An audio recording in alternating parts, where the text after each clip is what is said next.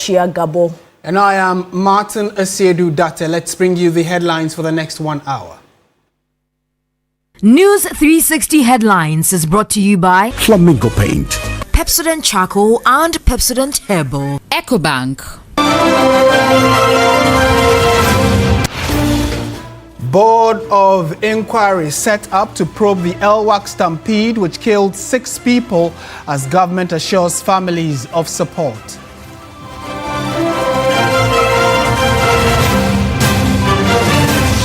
Also coming up tonight, heavily armed police and military joint forces raid Dadring community to arrest suspects linked to recent attacks on the Environmental Protection Authority and a group of journalists.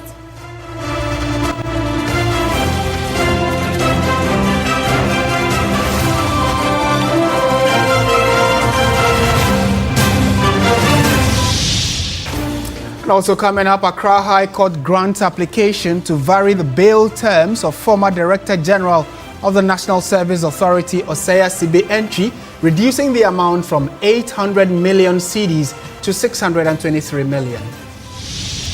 Coming up in business news, ahead of the 2026 budget presentation, Chamber of Petroleum Consumers, COPEC, calls for further stabilization of the cedi to sustain the recent drop in fuel prices.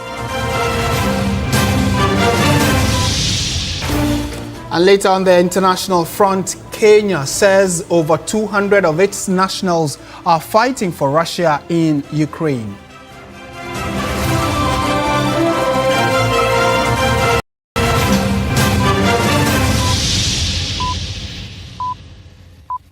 We are live around the world on 3news.com. We are also streaming on Facebook and on YouTube and on X, and we always love to hear from you, so bring your messages in. The news now in detail, and family members of victims of the military recruitment stampede that claimed 6 lives are yet to be officially informed as identities of the deceased are still being verified. The tragic incident has led to the suspension of the screening process. Joseph Armstrong Gold Alodbe has more. What started as a dream came true for many young Ghanaians hoping to serve in the military quickly turned into a nightmare. As early as 6 a.m. Wednesday, November 12, soldiers on duty had a difficult time controlling the huge number of applicants who had thronged the Elwak Sports Stadium. Over 2,000 applicants queued from the 37 bus stop all the way to Elwak Stadium, causing massive traffic congestion in the area. Within minutes, the numbers doubled, and when the gates were finally opened, chaos ensued.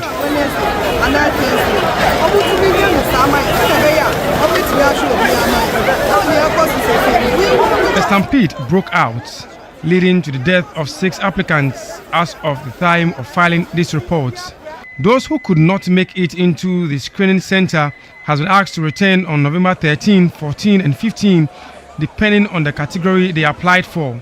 However, some applicants were adamant, saying they fear being left out. You've been asked to go and come tomorrow. Yes, please. Why are you still here? A friend told me last year she applied and they told her to come on Saturday, but she came and they said it's done. So I'm not going. So it's an issue of trust? Yes, please. You don't trust the system? Yes, please. Somebody said he has been here for the past 2 years. It's still the same thing. And he's going through the same thing he went through last 2 years. So what is it? Soldiers on duty tried to disperse the crowd but were unsuccessful.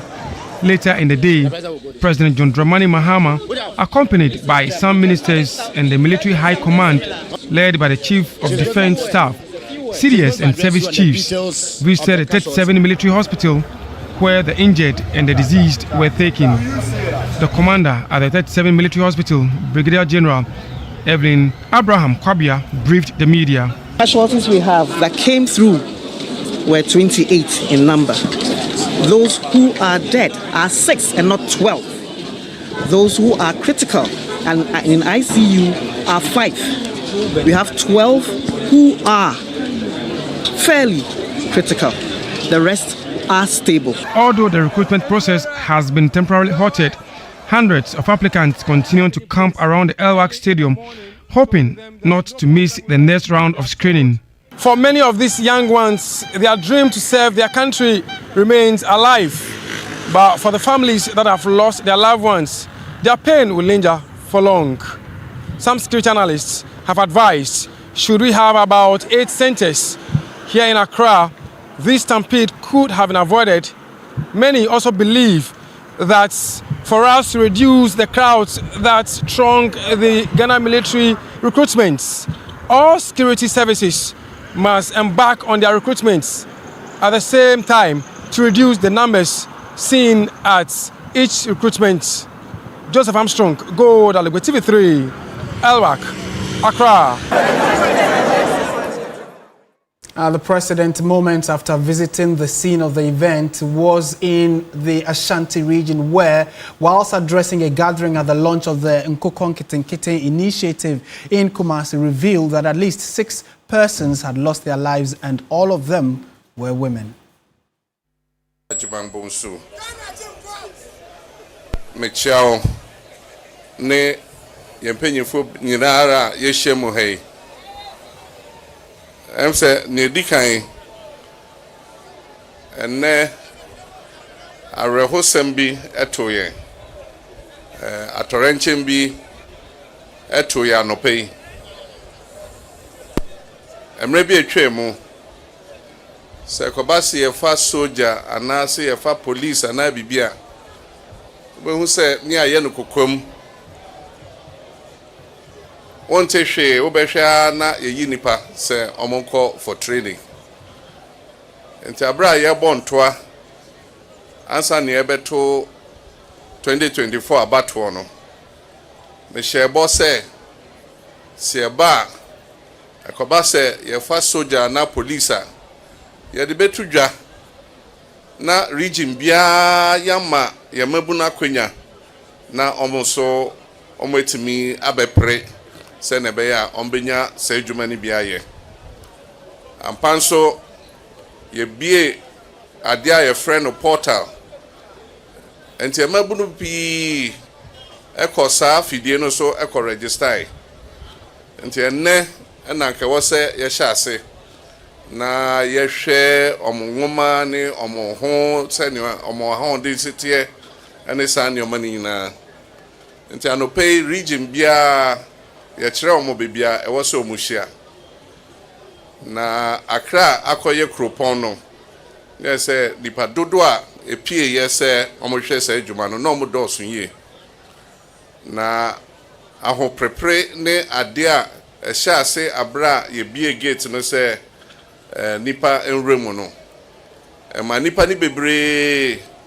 de ahoden epia se omokom omanim etimi enremu na arehosem ne se ebi ehwe ase emye tietia omoso na menemo ka sei se na yenya ntiye nipa ensia ya mabunu ahwere omonkwa na dumienu bi nso eda hospital a echese ayedin nso ye bompa ese omho beto omo na nyame enya areho ama omo enti make us say soldier mpanyimfo amaya so atese ye ma ensia omo nyina eyema bawa oma hwere omo nkwa emse Kumasi hanso bibi kakra saesiye nipa baako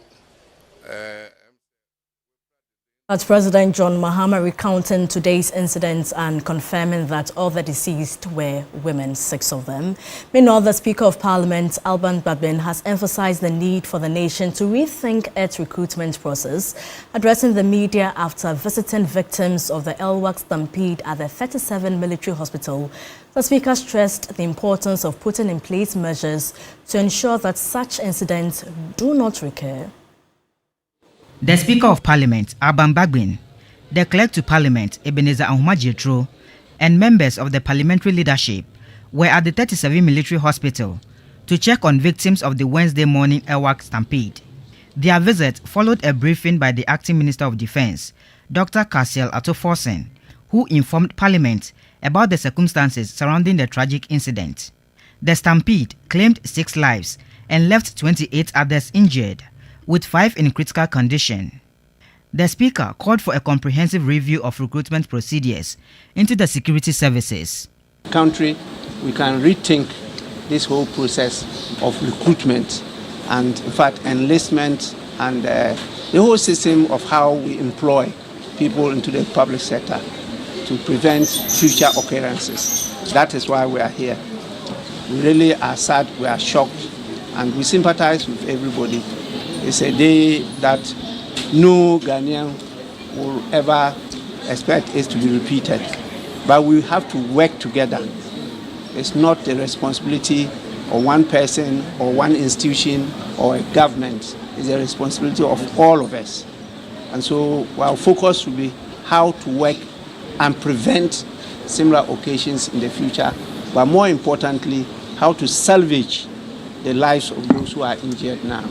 The Clerk to Parliament, Ebenezer Ahuma-Jetro, on behalf of Parliament, announced a donation of 100,000 cedis to help cover the medical expenses of the victims.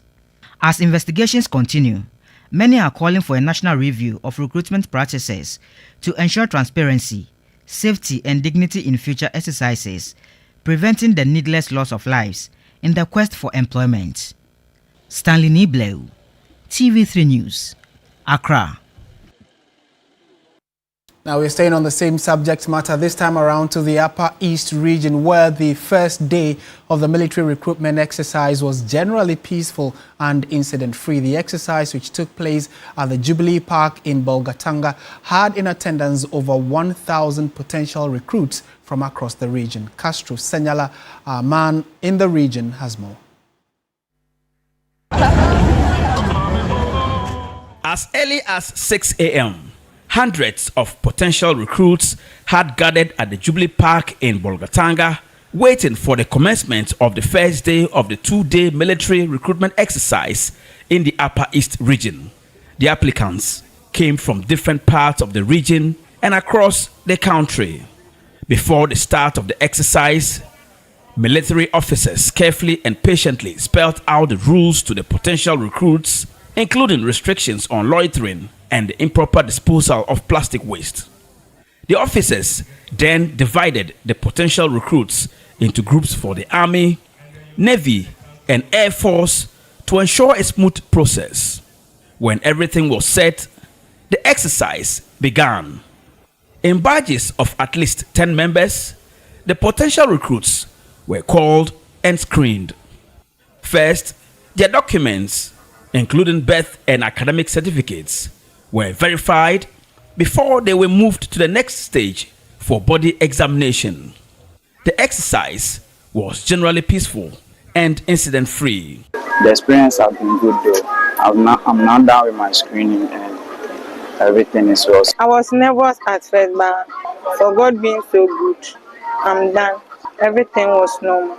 With over 1,000 applications from the Upper East region alone this year, the enthusiastic potential recruits expressed hope of making the final cut. I'm praying to God everything should go through successfully.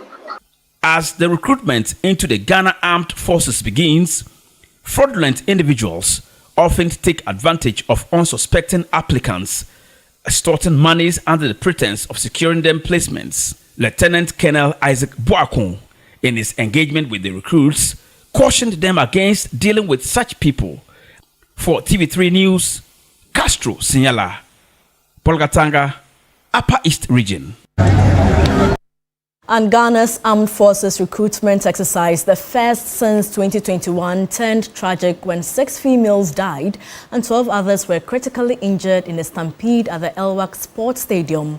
Today, November 12, the nationwide exercise, which sought to recruit 4,000 personnel, drew overwhelming crowd, especially in Accra, exposing lapses in planning and crowd control. Now let's go to the dashboard and share a general analysis of the turnout and factors behind the tragedy, as compiled by our research desk. And Martin, give us an overview of this recruitment process. Yeah, certainly very unfortunate development from what happened today, and from all accounts we have heard, there is confirmation that those that have died are 6 in number. 5 are in the intensive care unit still receiving treatment, and then 12 out of the total number are still in critical condition. So it was why the leadership of Parliament, led by Speaker Alban Bagbin, thought that it was important for them to go and check on them. So the total number of persons who were, as a result of today's stampede, involved in some kind of pain or casualty, it's about 34 of them, but out of that, 6 have died. And this is quite a staggering number, where what we are told is that over 60,000 people applied to join the Ghana Armed Forces. 60,000. And why is this important? This is important because if you look at the figure here, 4,000 individuals comparatively. But the concern really starts from here, that the last time Ghanaians were recruited to join the armed forces was in October 2021. So that's about a 4-year period, and we've not had people go into the service. So within that period, there has been some kind of a backlog, and the interest and people who are interested in getting into serve with the armed forces has increased. Hence, this number we are looking at, 60,000. And out of that, we're told about 30,000 of them actually have qualified. So they were the ones that were expected to turn up, and then the checks and balances will be put in place, the body checks, certification, etc., before they can go for their medicals. So about 50% of the 60,000 applications are expected to go through the process. And out of that number, this is what the Ghana Armed Forces, we are told, currently is looking forward to recruiting 4,000 individuals. So it tells you comparatively that out of that 60,000, if you do a casual breakdown, is 1 in 8. 1 in 8 persons are likely to get a chance to be selected to join the armed forces. It is expected to be a 2-day exercise, today and tomorrow. But from all indications, the activities in Accra have been suspended on the orders of the president, that proper checks and balances be put in place before the recruitment continues. So it gives you a fair idea why the persons that turned up in those numbers, and it's very unfortunate that we have had to lose lives as a result of today's exercise. And again, you cannot talk about today's exercise recruitment and not talk about the concern of unemployment in the country. And what we are talking about here is that an estimated 2 million people are currently unemployed, and any and every kind of job that pops up, they want to apply and try and give it a go. But it looks as though today's own didn't turn up well. We'll keep you updated and see how all of this plays out in the coming days. Back to you, Portia. Thank you so much, Martin. And the Acting Minister of Defense, Dr. Atuforson, has announced that a board of inquiry has been set up to investigate the military recruitment stampede in Accra, which claimed 6 lives. Members of Parliament on Wednesday made a unanimous call for enhanced recruitment processes as the House observed a moment of silence in honor of the departed. The acting defense minister in his briefing to Parliament stated that there were 34 individuals who were directly affected by the stampede, with some who were not even related to the enlistment process. We are working closely with the Ghana Armed Forces, medical teams and law enforcement agencies to provide full support to the injured and to investigate the circumstances that led to this tragedy. Mr. Speaker, as a result, the Ghana Armed Forces has instituted an internal board of inquiry to investigate the causes of this unfortunate incident. He noted that the process has been smooth in other regions, assuring that security of potential recruits will be prioritized. This year's recruitment exercise is being conducted simultaneously across all regions. Indeed, it was a system designed to decentralize the process, reduce congestion, ensure transparency and fairness, as well as to ensure accessibility nationwide. Unfortunately, despite these measures, a stampede occurred at the Elwak facility in Accra. The Ministry of Defense deeply mourns the loss of life and extend condolences to the affected families. Members of Parliament took turns to express deep concerns about this tragedy, calling for urgent review of the recruitment into the various security agencies. We must act immediately to resolve the risks associated with such recruitment process which have lingered too long a time. This is not merely a tragic accident. It is a profound and systemic failure and the indictment of a system that has lost its effectiveness. It is a painful reminder of the risk and desperation that many of our young people face in search of opportunities to serve and contribute to the development of our nation. No one deserves to die in seeking an opportunity to serve the badge of this country. I will support the call to hold the process, not just at LWAC, but the entire recruitment process, to really look at the exercise and give ourselves some time, Mr. Speaker, to find out what is happening so that the military can reform. Why would this happen even when the process has been heavily decentralized to the extent that today, as we speak, across all the regional capitals, the same exercise is ongoing? I ask myself that question. Mr. Speaker, could it be that since 2021, the military did not advertise for recruitment, and that once the adverts were made this time around, a lot of the youth who are unemployed thought that this is an opportunity to at least put themselves up for recruitment? In the wake of this tragedy, calls have surfaced for the appointment of a substantive defense minister, one that the Speaker supports. I will direct our committee to follow up on the process and then also emphasize what others have said for us to expedite the process of appointing a substantive minister. It's not because the current minister acting is not capable, but we know the pressures on him. And so we need to have somebody who will come with full report and look at some of the issues you've raised. What prevents this country from having a continuous recruitment or enlistment process?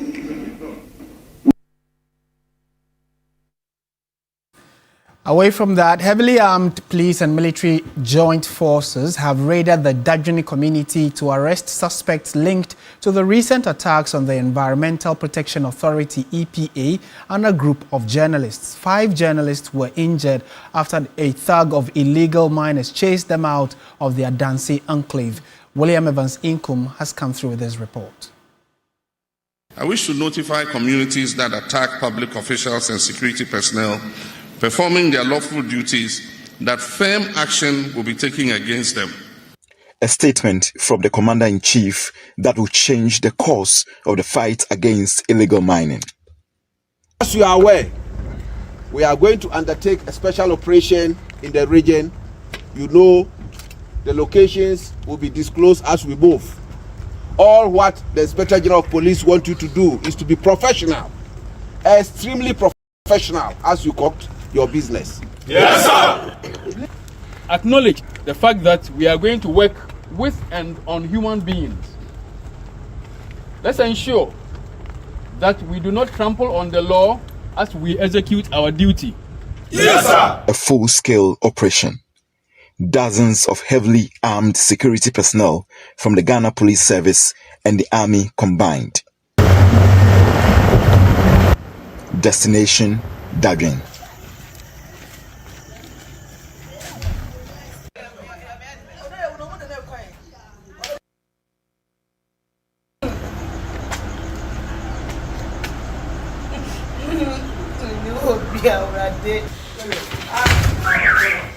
Hey, no, wait.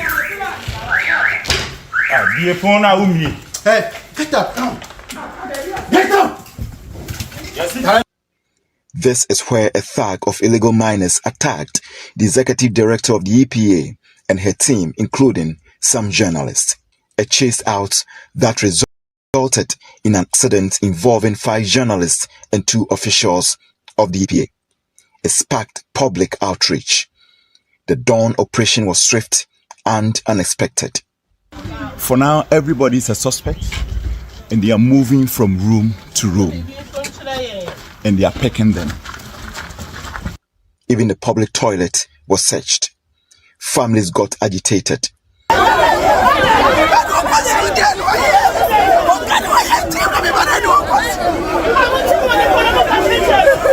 suspects were escorted to the police depot for screening. Also at the depot were suspects from Hwidiam in connection with the attack on the NIMOS team. Let's continue with the rest of our stories. And from households to businesses, expectations are high as the nation awaits the 2026 budget. My colleague Grace Hamwajaman takes a closer look at what goes on in the mind of the finance minister. For the finance minister, the countdown is not just about numbers, but about people. Families hoping for stable prices, businesses seeking relief, and workers waiting for clarity. Balancing these expectations is no small task. Economic development in the first half of the year do not warrant a revision to the macroeconomic target and the appropriations bill. The Speaker, I am not asking for additional money from the Appropriations Act. Although we have made significant progress, we are cautiously optimistic. Inside the ministry, it is a race against time. Former Finance Minister Setekwe tells me it takes analysis and simulations. While advisors weigh every policy option, the minister studies every line to represent the hope of the nation. We wouldn't even be within, our comfort zone. And therefore, it means that we have to do more. We must be cautious. First of all, with false accounting, pushing things into footnotes and the rest. It will only make us complacent. But we must also be conscious of measures at the primary balance, which can also make us complacent. We need to overachieve. And these lines in the budget have real-world implications for the market woman, for the trotro driver, and the minister must also think about balance. Dollar no sun sambra from my because your new man at see this safer and to $20 and ba for my see this. Stable. Currency stability is what we want, especially with the CFA and the dollar. Oh, budget what me now to man be tax when they go no what me if you want to no man be. There are a lot of taxes on goods and services. We want them reduced. For economist Dr. Edu Owususa Akodie, the minister is not new to budgets. The minister is not new to this. Last year he presented the budget. I think few days before the budget, he went to the market to have a feel of how the actual markets run. So we think that by now he should be crossing the T's and dotting the I's. By now, all MDAs and MMDAs have submitted their budgets to the minister. I'm sure by now he'll be doing some last-minute touches during rehearsal, if possible, and especially making sure that his speech syncs well with the people of Ghana. He's a politician, so he might give it some political color. IMF conditions, debt sustainability, wage bills, infrastructural demands, and social protection expectations are high, while the minister wraps up. As the finance minister readies to present the budgets, he presents more than just figures. He carries the hopes of a country, and Ghana will definitely wait to see if the 2026 budget will meet these expectations. Grace Hamwajaman, TV3 News, Accra. Still watching News 360 on TV3. Let's take you back to the Ashanti region because President John Dramani Mahama has described the Nkukon Kitinkiti project as a national movement. He made the statement when he launched the flagship agricultural policy in Kumasi on Wednesday. And a deep sense of national duty that I stand before you in this historic city of Kumasi to launch a program that addresses the core of our national food security and inclusive growth agenda. The Nkukon Kitinkiti Household and Backyard Poultry Production Initiative. This initiative is more than just a government intervention.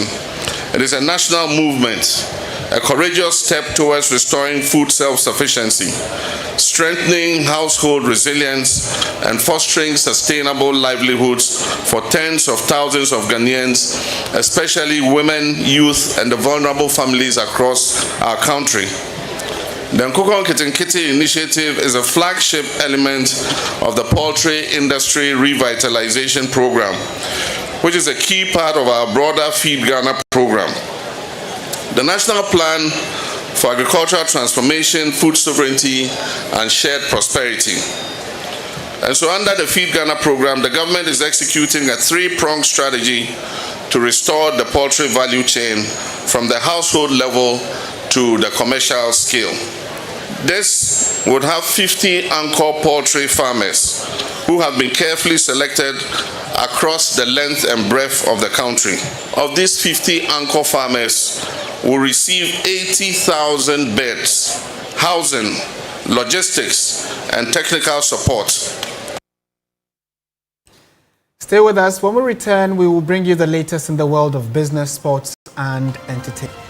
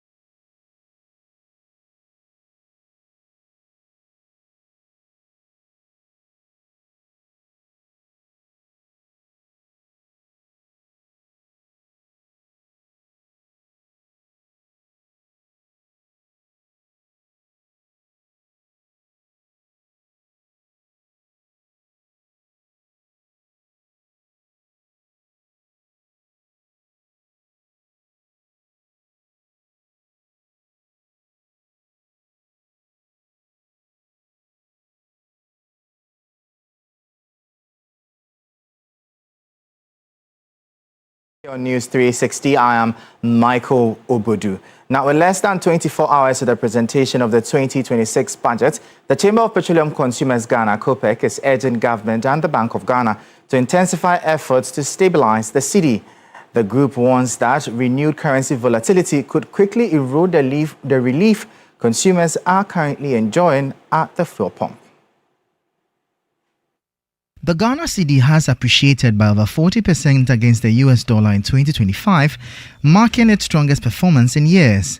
This surge has eased import costs, triggering consistent reductions in fuel prices across multiple pricing windows. Petrol and diesel prices have dropped significantly, with market leader Star Oil now selling at 11 cedis 59 pesos per litre, down from a market average of 15 Ghana cedis at the start of the year. COPEC says sustaining these gains must be a priority. As I speak with you, crude this past 48 hours has rather gained. I mean, prices have gone up. And so it's a mixed bag. It could go up, it could come down. But the only certainty that the government can give Ghanaians is if it manages the forex or the cedis output carefully. Then you and I could be rest assured fuel prices would continue to be reasonable on our pockets. Executive Secretary of COPEC, Duncan Amwa, is also calling for strategic investment in energy infrastructure to improve long-term supply and resilience. The gas train 2 from Ghana Gas to support a turbo processor so that, if you recall, the 1 Ghana cedi levy that was slapped on fuel, the justification or excuse was that we need to be able to import liquid fuel to power our hydrothermal plants.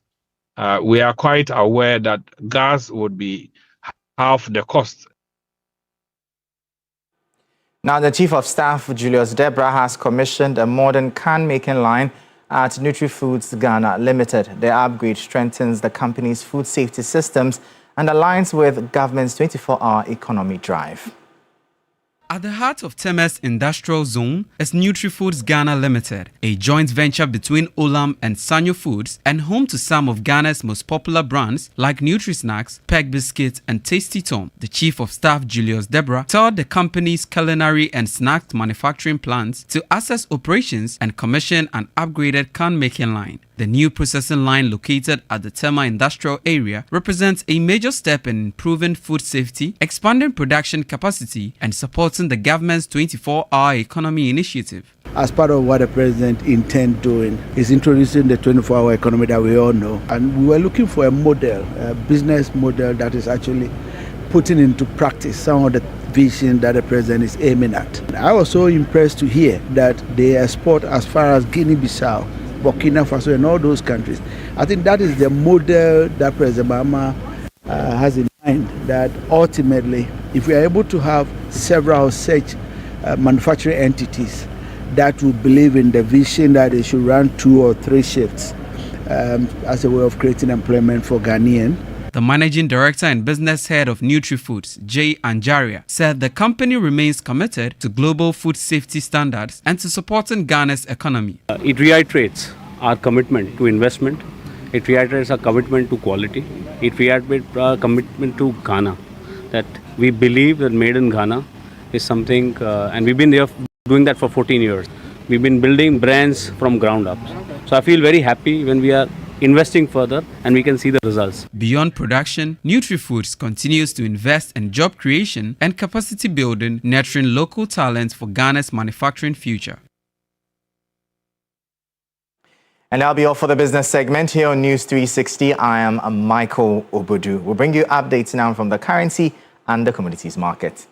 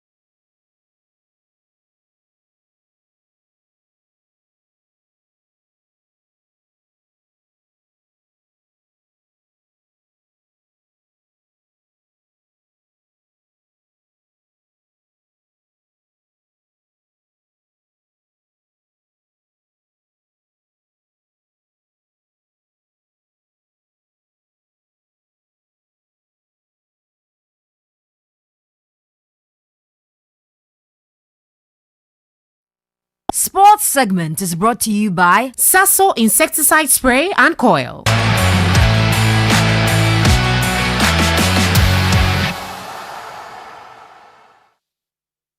Hello, good evening, and welcome to the sports segment here on News 360 with me, Oreku Ampofo. We start off from the Black Stars, who held their first training session in Nagoya, Japan on Wednesday as preparations begin for their upcoming international friendlies against Japan and South Korea. 19 players took part in the session, including newly arrived El Katsia winger Christopher Bonsuba, who joined the group earlier in the day. The squad trained under the supervision of the technical team as they hit the ground running ahead of Friday's Korean Cup Challenge clash against Japan, which will be live on TV3. The Black Stars will hold their final training session at the Toyota Stadium in Aichi on Thursday, November 13, ahead of the friendly match against Japan on Friday, November 14. Then 4 days later, they will travel to face South Korea in their second friendly of the Asian Tour.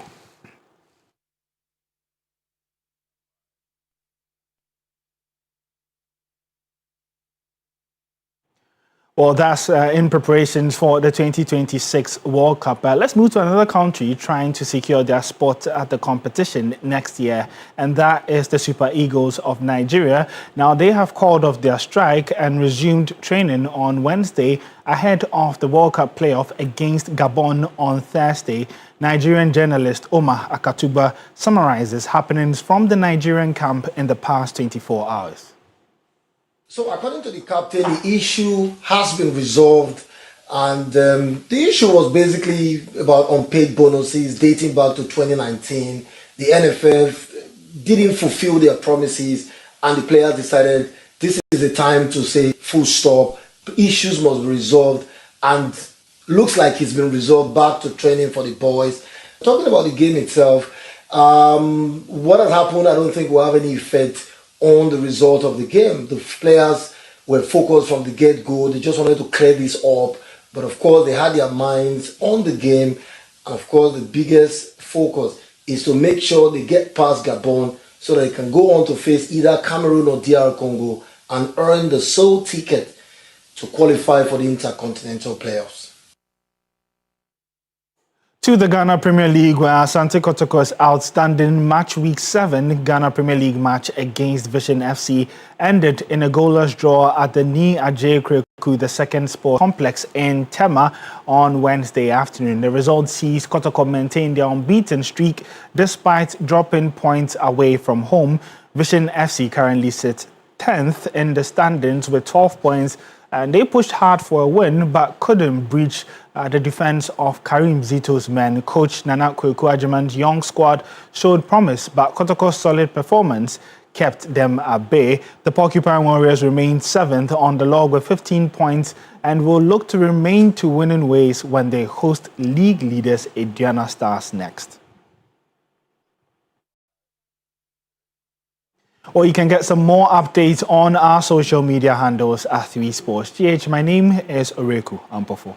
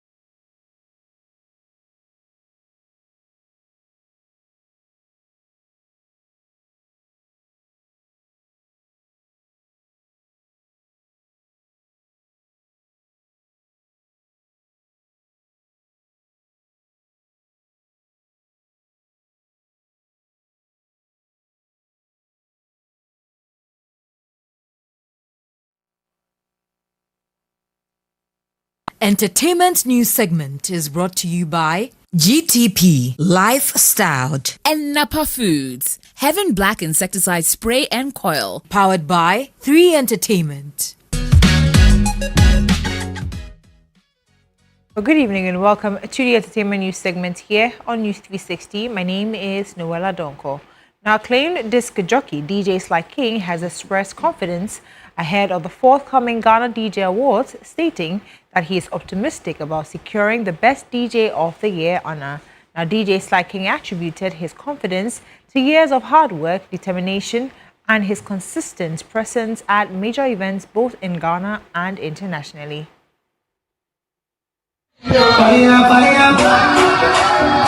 Renowned disc jockey DJ Sly King has established himself as a household name in Ghana's music industry. Over the past year, he has electrified audiences at several high-profile events, including major concerts, club performances, and music festivals, earning widespread admiration for his dynamic mixes and unmatched crowd engagement. I was on Stonebwoy's up and running North American tour in the US, and it was crazy numbers, yeah. I shut it down. And big shout out to Shetawale too for also putting me on Shutterfest. It was amazing to be part of that historical moment, yeah. DJ Sly King is one of 7 versatile DJs nominated for the 2025 Best DJ of the Year award. Put in works. No sleep, just work. Always. Yeah. He is competing alongside other industry heavyweights, including AD DJ, DJ Milsey, DJ Lord OTV, The Mask DJ, DJ Varosky, and DJ Loft. Ahead of the awards ceremony scheduled for November 29, DJ Sly King remains optimistic about his chances of taking home this prestigious title. Yeah, I have my eyes on that. I have my eyes on winning 8 awards this year. Everything is looking good. You can compare. You know, I think I've done amazing. I've worked so hard, and they need to have a proper look at my works, because you could see when it comes to even outdoor events, when you look at the size of my events that I play, they are huge events. You know, like I've killed it in different regions. He is banking on his years of hard work, unwavering determination, creativity, and consistent appearances at major events to secure the prestigious top honor. And also some more stories. Dancehall star Samini has praised the Ghana Music Rights Organization as a vital institution that requires capable leadership to manage the country's music industry effectively. The music star commended the current leadership's efforts, but stressed that there's still room for growth. I appreciate when young talents are given opportunities to lead. GAMRO is a special institution that needs the right people to run it. Now, he noted that those in charge are doing their best, but there's still a lot to be achieved. And that's it for the entertainment news segment here on News360. My name is Noella Donko. And thank you so much, Noella. Coming up, international news. Kenya has said over 200 of its citizens are fighting for Russia in Moscow's war in Ukraine, and that recruiting agencies are still actively working to lure more Kenyans into the conflict. Ukraine last week said that more than 1,400 citizens from 3,000 African countries are fighting alongside Russian forces in Ukraine, with some recruited through deception. Russia was enticing Africans to sign contracts that Ukraine's foreign minister Andriy Sybiha described as equivalent to a death sentence, and urged African governments to caution their citizens. Moscow's embassy in Nairobi did not immediately respond to a request for comment.